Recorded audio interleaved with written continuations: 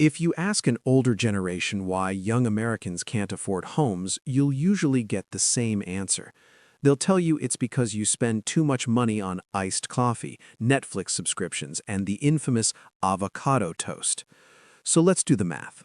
If you skipped your $5 latte every single day for a year, you'd save roughly $1,800. The median home price in the United States is currently hovering around $420,000.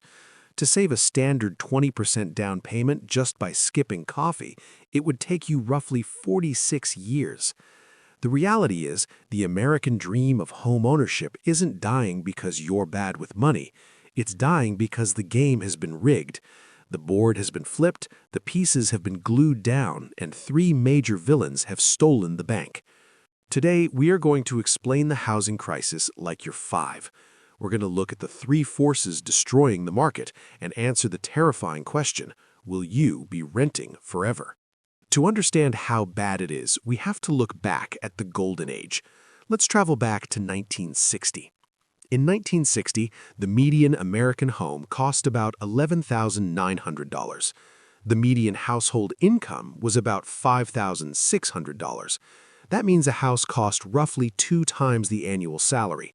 A factory worker could walk into a bank, shake a hand, and buy a house with a single income, supporting a wife and 3 kids.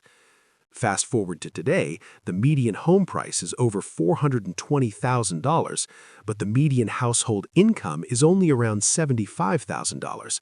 The price-to-income ratio has exploded from 2 times to nearly 6 or 7 times in many major cities. But wait, it gets worse. In the 1980s, interest rates were high, sure, but houses were cheap. Today, we have a toxic combination, high prices and high interest rates. This has created the affordability gap. This is the lowest housing affordability index we have seen in nearly 4 decades. So who broke the market? Let's meet villain number 1. If you drive around most American suburbs, you see 2 things: massive single-family detached homes with big lawns, or massive apartment complexes.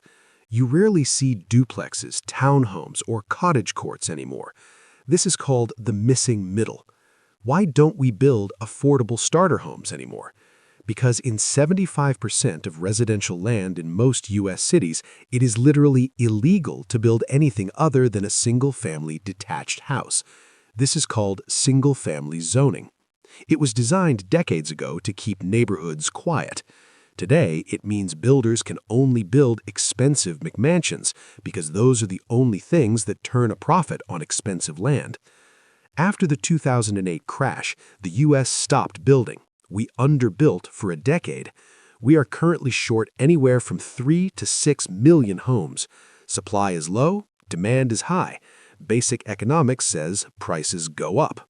But a lack of supply isn't the only problem. It's also about who is buying the supply.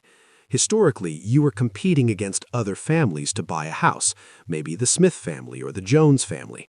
Now, you are competing against Wall Street. Since 2010, massive investment firms and hedge funds realized something. Americans are bad at saving, but they're great at paying rent. So they started buying up tens of thousands of starter homes, the exact homes you would want to buy, paying all cash over asking price. In some neighborhoods in Atlanta, Phoenix, or Charlotte, investors bought 30% of all homes sold in a single year. They don't want to sell them to you. They want to rent them to you forever. This is the shift towards a rentership society. As the World Economic Forum infamously said, you will own nothing and you will be happy. Well, maybe not the happy part. Finally, we have the weirdest problem of all. During the pandemic, interest rates hit rock bottom. Millions of Americans locked in 30-year mortgages at 2.5% or 3%. This sounded great at the time, but now it's a trap. If you have a 3% mortgage, you're never going to sell your house. Why would you sell and move to a new house where your rate would be 7%? Your monthly payment would double for the same priced house. This is called the lock-in effect. Nobody is selling, inventory is frozen, and when there are no houses for sale, the few that are available become incredibly expensive. It's a standoff. Sellers won't sell, and buyers can't buy. So, is the American dream dead? For now, it's on life support. The days of buying a home on a whim with a factory job are gone, but markets are cyclical. There are 3 ways this ends. 1, the crash; 2, the stagnation; or 3, the reform, where we change zoning laws and build more housing. Until then, your best strategy isn't skipping avocado toast. It's increasing your income, protecting your credit score like your life depends on it, and waiting for the right moment. Renting isn't throwing money away if it gives you the flexibility to move where the money is.